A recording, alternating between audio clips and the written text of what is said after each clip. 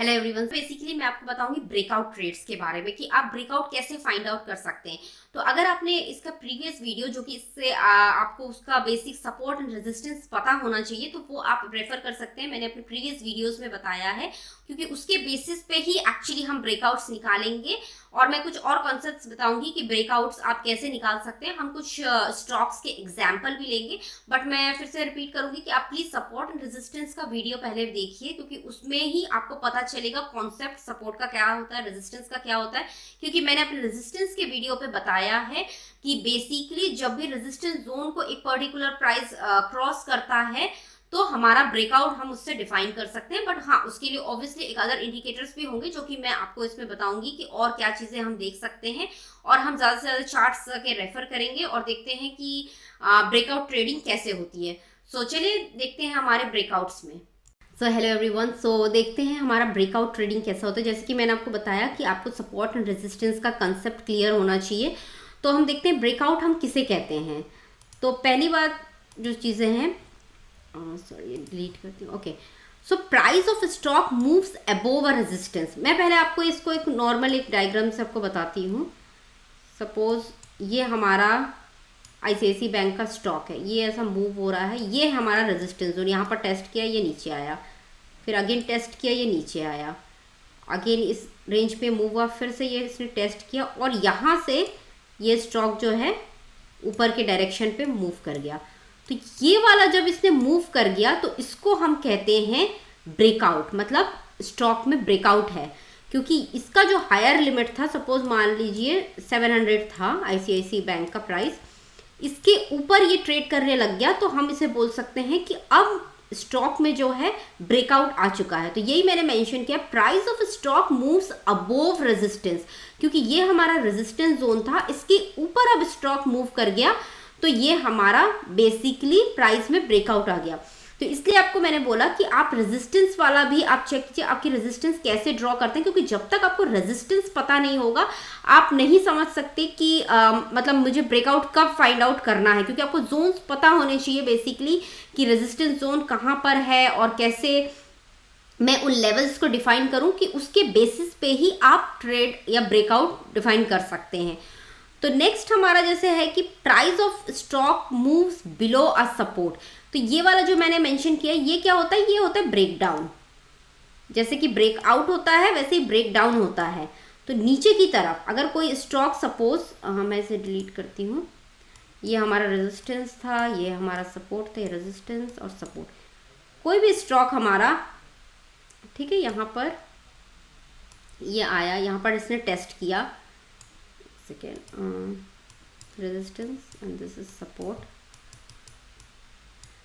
So particularly कोई stock हमारा ऊपर जा रहा है, यहाँ पर गया, अगेन ये इस लेवल पे आया, सपोर्ट पे टेस्टिंग की, इस गया, फिर से इस लेवल पे अगेन, फिर गया, फिर ये इस लेवल पे again, and this time it continued getting down the support. मतलब इसके नीचे ये अब नीचे की तरफ ही आ रहा है, तो हम इसे कह सकते हैं कि ये एक ब्रेकडाउन है, पर्टिकुलरली जस्ट ब्रेकआउट का अपोजिट। तो अपसाइड ब्रेकआउट जब होता है उसे हम कहते हैं हायर ट्रेंडिंग। मतलब जब प्राइस ऊपर, तो आप अगर एक बायर हैं तो आपको ब्रेकआउट चेकआउट करना है कि आप कब स्टॉक को बाय कर सकते हैं। क्योंकि ब्रेकडाउन जब होता है तो आप सेल करेंगे उस पर्टिकुलर स्टॉक को, लेकिन जब ब्रेकआउट होता है तो आप बाइंग करेंगे। तो अगर क्योंकि किसी भी स्टॉक ने अगर इस रेजिस्टेंस जोन को क्रॉस किया है, इसका मतलब इसमें ब्रेकआउट है, तो यहाँ पर आप बाइंग कर सकते हैं उस स्टॉक की। फिर अगेन गिवन द कंडीशन, मैंने बताया कि बहुत सारे इंडिकेटर्स होते हैं, ट्रेंड लाइंस होते हैं, जिसको आपको थोड़ा बहुत ध्यान में रखना होगा। पर बहुत बड़ा, सबसे बड़ा इंडिकेटर होता है वॉल्यूम। वॉल्यूम मैंने क्यों लिखा है? Volume is higher than normal volume gives you the conviction of the trade. मतलब जो वॉल्यूम है, पर्टिकुलरली आप देखेंगे, जैसे पर्टिकुलरली कोई स्टॉक है और ये इस जोन पे ऊपर जा रहा है, तो यहाँ पर जब वो वॉल्यूम, जब ये यहाँ पर ऊपर क्रॉस करेगा, वॉल्यूम्स यहाँ पर आप देखना कि हाई हो जाएंगे, नॉर्मल वॉल्यूम्स से हाई हो जाएंगे। ये क्यों होता है? अगर आपको डाउ थियरी भी पता है तो डाउ थियरी भी आपको यही बोलती है कि वॉल्यूम्स आपका एक स्ट्रॉन्ग कन्विक्शन है किसी भी ट्रेड में एंटर करने के लिए। वॉल्यूम्स का मतलब ही आप समझिए कि ज़्यादा से ज़्यादा लोग इस स्टॉक को प्राइस को बाय करना चाहते हैं, इस प्राइस पे बाय करना चाहते हैं और ज़्यादा इसमें बाइंग आई है, तो इसलिए वॉल्यूम बढ़ रहा है। और अगर वॉल्यूम बढ़ रहा है, ज़्यादा लोग इसमें एंट्री करना चाहते हैं, यानी ये स्टॉक पे आप एंट्री कर सकते हैं। तो वॉल्यूम एक बहुत इंपॉर्टेंट फैक्टर है। तो जब भी आप ऐसा ब्रेकआउट ट्रेड निकालें या जोन्स के बेसिस पे निकालें तो आप वॉल्यूम भी कंसीडर कीजिए, वॉल्यूम को आपको कंसीडर करना ही है। यहाँ पर मैंने मेंशन किया कि डाउनसाइड ब्रेकआउट को हम क्या कहते हैं, ब्रेकडाउन कहते हैं, जो कि मैंने एक्सप्लेन किया कि नीचे की तरफ सेम चीज जो ऊपर की तरफ जा रही है वही चीज अगर आपकी नीचे की तरफ आएगी तो हम उसको एज अ ब्रेकडाउन रेफर करेंगे। तो चलिए कुछ एग्जाम्पल्स देखते हैं कुछ चार्ट्स के कि बेसिकली कैसे स्टॉक वर्क करता है। तो अगर मैं अपने नेक्स्ट इस पे देखती हूँ, इस पे मैंने थोड़ा सा कंटिन्यू किया है। देखिए पुल बैक का मैंने बताया है, तो जैसे कि यहाँ पर पर्टिकुलर स्टॉक है, यहाँ अगर वो जा रहा है तो ये पुल बैक करने की कोशिश करेगा। ये ऊपर गया, ये ज़रूरी नहीं है ये वन डायरेक्शन पे ही ऊपर चला जाएगा, पुल बैक होगा, अगेन जाएगा होगा और फिर ब्रेकआउट होता है। कभी भी मार्केट आप देखना ऐसे वन डायरेक्शन में मूव नहीं होता, मार्केट हमेशा ऐसे मूव होता है, तो उसे पुल बैक की ज़रूरत होती है। तो ये भी आपका एक कॉन्फर्मेशन है कि कभी भी आप देखना अगर इसने ब्रेक किया और ऐसा चला गया तो हमें थोड़ा वेट करना पड़ता है, क्योंकि वो पुल बैक करेगा, will try to pull back, ये इंपॉर्टेंट है। और तब क्या होगा, जैसे ही इसने पुल बैक किया, देखिए resistance will turn into support. इसका क्या मतलब है, जैसे पर्टिकुलरली हमारा ये रेजिस्टेंस जोन है, तो ये रेजिस्टेंस जो है हमारा, जैसे यहाँ पर इसने क्रॉस किया, पुल बैक हुआ, तो अब ये हमारा नया इमीडिएट सपोर्ट हमारा अब ये बन जाएगा, क्योंकि यहाँ जब वो जिस प्राइस को टच करेगा वो रेजिस्टेंस बन जाएगा, लेकिन ये वाला अब हमारा एज अ सपोर्ट वर्क करेगा। या इसको आप लॉन्ग टर्म इन्वेस्टिंग करते हैं या जो जैसे भी है, तो उसको आप अपना एज अ स्टॉप लॉस की तरह यूज कर सकते हैं। तो रेजिस्टेंस जो है आपको सपोर्ट बन जाता है। Breakouts are identified with chart patterns. इसका क्या मतलब है कि ब्रेकआउट्स जब भी है आपको चार्ट पैटर्न्स देखने पड़ेंगे, कुछ इंपॉर्टेंट इंडिकेटर्स, तो उसके बेसिस पे आप ब्रेकआउट्स निकाल सकते हैं।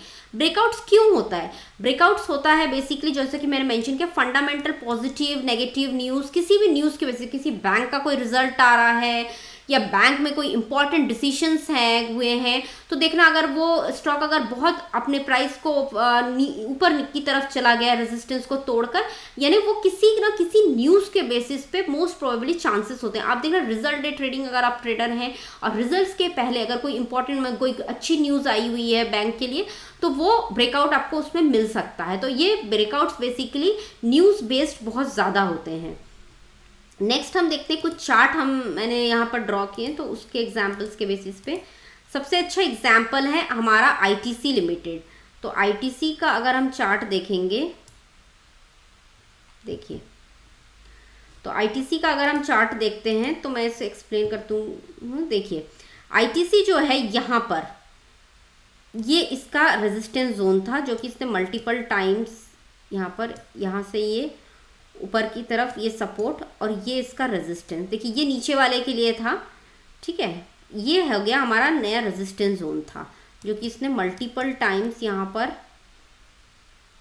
ये देखिए। अब देखिए क्या होता है, मैंने आपको कहा था कि वॉल्यूम कंफर्म करना चाहिए, तो देखिए वॉल्यूम जो है यहाँ पर, वॉल्यूम कितना हाई है आपका, और ये वॉल्यूम जो है इसे कंफर्म कर रहा है। यहाँ पर ही गया स्टॉक, फिर देखिए थोड़ा नीचे आने की इसने कोशिश की, जो कि मैंने आपको बताया कि पुल बैक करेगा, थोड़ा नीचे आने की कोशिश की और फिर यहाँ से इसने ऊपर की तरफ किया, ठीक है। यहाँ पर भी इसने काफ़ी बार, तो इसको मैंने एक जोन बनाया और इसको जैसे ही इसने क्रॉस किया अगेन विद गुड वॉल्यूम्स यहाँ पर, तो उसके बाद हमें इसमें एक ब्रेकआउट मिला। तो एक्चुअली एज अ ट्रेडर आपको कहाँ पर एंट्री लेनी पड़ेगी, जब भी ये स्टॉक यहाँ ऊपर की तरफ मूव कर रहा है, इस जोन को, रेजिस्टेंस जोन को ये क्रॉस करने की कोशिश कर रहा है, एक फिर रेड कैंडल आया यहाँ पर, आप वॉल्यूम चेक कीजिए तो आप यहाँ पर एंट्री कर सकते हैं। बट अगर आप और थोड़े प्रो ट्रेडर हैं तो आप वेट करेंगे कि कॉन्फर्मेशन का, कि हो सकता है यहाँ पर ये पुल बैक आएगा और पुल बैक के बाद यहाँ पर आप एंट्री करेंगे जहाँ पर आपको वॉल्यूम्स भी कंफर्मेशन दे रहा है कि वॉल्यूम्स भी अच्छे हैं और यहाँ पर आप पर्टिकुलरली एंट्री कर सकते हैं इस ट्रेड में। तो ये एक हो गया आईटीसी लिमिटेड का जो मैंने बताया यहाँ पर। नेक्स्ट एक चार्ट हम देख सकते हैं इसका, जो कि मैंने लिया है JSW स्टील का। तो JSW स्टील में सेम, मैं सिर्फ आपको यही एक्सप्लेन करना चाहती हूँ कि आप देखिए रेजिस्टेंस जोन आपका डिफाइन हो गया, उसके बाद जब यहाँ पर वॉल्यूम का कंफर्मेशन आया, उसके बाद जो ये ऊपर गया स्टॉक, तो ये हम इसको एक ब्रेकआउट बोल सकते हैं। लेकिन आप हमेशा चेक कीजिएगा कि आपका वॉल्यूम का कंफर्मेशन है या नहीं। तो ये बेसिकली इंट्राडे लेवल्स पे आप इसको day wise, weekly, monthly, long term investment जैसा भी आप करें, तो आपका बेसिकली जो फॉर्मूला है वो ऐसा ही रहेगा, सेम रहेगा। आपको वॉल्यूम्स देखने हैं, आपको देखना है रेजिस्टेंस को क्रॉस कर रहा है, और इस बेसिस पे आप ब्रेकआउट डिफाइन कर सकते हो। तो ये वीडियो था ब्रेकआउट्स पे। होप अगर आपको ये वीडियो पसंद आया लाइक कीजिए, और प्लीज़ अपने कमेंट सेक्शन में ज़रूर लिखिएगा कि आपको कौन सा सेक्शन बहुत अच्छा लगा। और फिर मिलते हैं हम अपने नेक्स्ट वीडियो पे। So thank you everyone.